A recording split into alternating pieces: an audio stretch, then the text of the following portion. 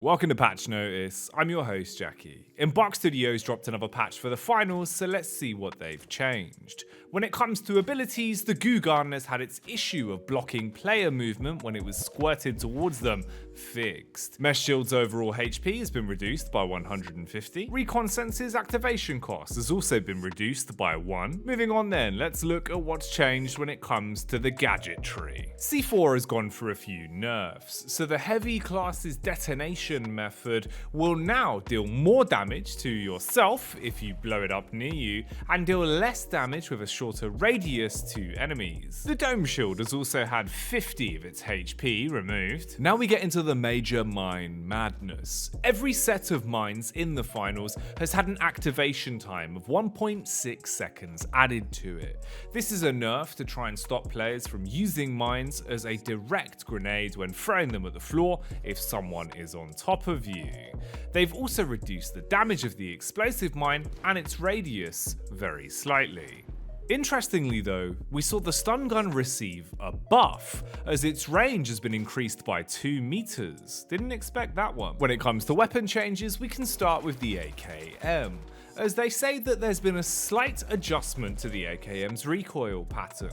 Here's what it looks like when firing the entire magazine in one go.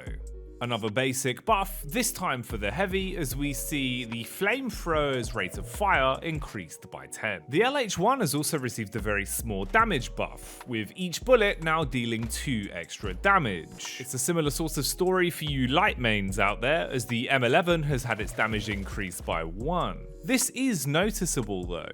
A favourite of heavy mains, the SA-1216 has also had its pellet dispersion increased and its damage per pellet reduced by 1. Embark also say that they fixed an issue where melee hits weren't connecting with enemy players, so melee combat should feel a bit more snappy. Meanwhile, here's an interesting change for the Riot Shield, as Embark have said they fixed the bug where the shield was blocking bullets even when it wasn't meant to. Let's adjust our attention to movement changes then.